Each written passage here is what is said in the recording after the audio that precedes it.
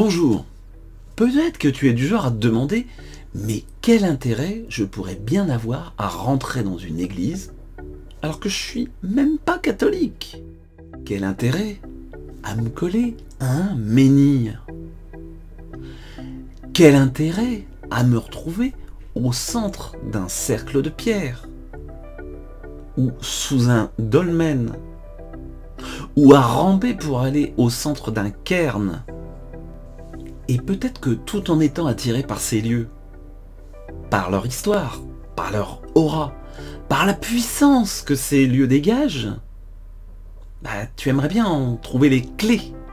Ou alors tu es du genre à aimer ces lieux sacrés, à sentir qu'il y a des choses qui bougent dans ton corps, dans ta conscience, dans ta manière de voir le monde. Mais tu sais pas trop comment vraiment en profiter pleinement. Ou alors, tu pratiques déjà la géobiologie, voire même tu es un pro.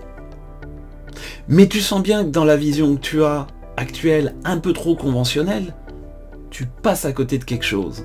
Et que tu as envie justement d'ouvrir ton champ de connaissances, ton champ de conscience.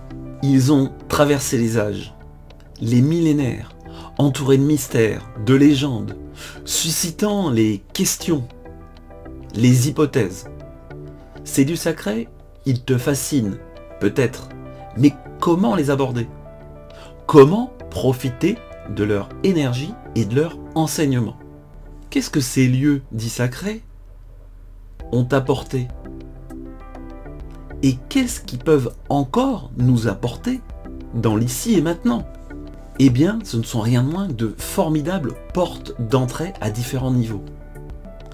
Au niveau de soins, par exemple, que ça soit pour du physique, pour du psychique, pour de l'énergétique, que ça soit au niveau de prise de conscience spirituelle, que ça soit au niveau d'enseignement. Effectivement, ils peuvent t'amener des clés pour ta santé, des clés pour t'harmoniser, t'équilibrer, pour t'amener à des niveaux de conscience aussi différents, pour transmettre une connaissance et une expérience qui a traversé le temps. Ces lieux sont à notre portée.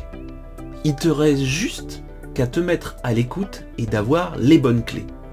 Il y a bien sûr les lieux référencés, qui ont été construits, balisés, où on trouve les traces plus ou moins bien conservées. T'as par exemple toutes les églises romanes, qui peuvent être en ruine ou encore bien debout. Tout ce qui est mégalithe, donc les menhirs, les cercles de pierre, les dolmens, les allées couvertes, mais aussi les tumulus qu'on peut retrouver, les cairns, les fontaines aussi, bien souvent, c'est pas juste pour de l'eau. Il y a aussi des lieux naturels qui sont hautement énergétiques. C'est pour moi les cathédrales de la nature, les forêts, les arbres maîtres, mais aussi des chaos rocheux, des cascades, parfois magistrales. Tous ces lieux naturels sont habités d'énergie et peuvent être utilisés pour ton évolution personnelle. Je te propose de donner les clés d'accès à ces lieux pour pouvoir en retirer le meilleur pour toi. Que ce soit sur place, mais aussi à distance. Je vais faire ça dans le cadre d'un atelier interactif en direct. Le titre de cet atelier: les lieux énergétiques, pourquoi ont-ils été créés? Comment les aborder pour en tirer parti aujourd'hui?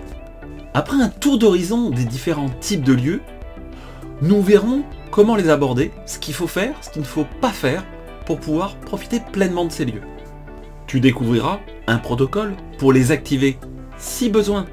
Et nous allons étudier ensemble un exemple concret de lieu grâce à des vidéos et des photos.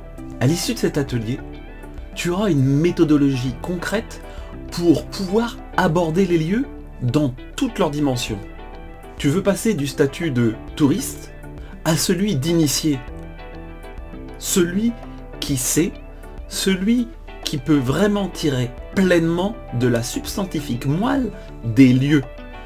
Je te donne rendez-vous pour cet atelier, les lieux énergétiques, pourquoi ont-ils été créés, comment les aborder pour en tirer parti aujourd'hui. Pour t'inscrire, il suffit de cliquer en dessous. Attention, le nombre de places est limité. A tout de suite!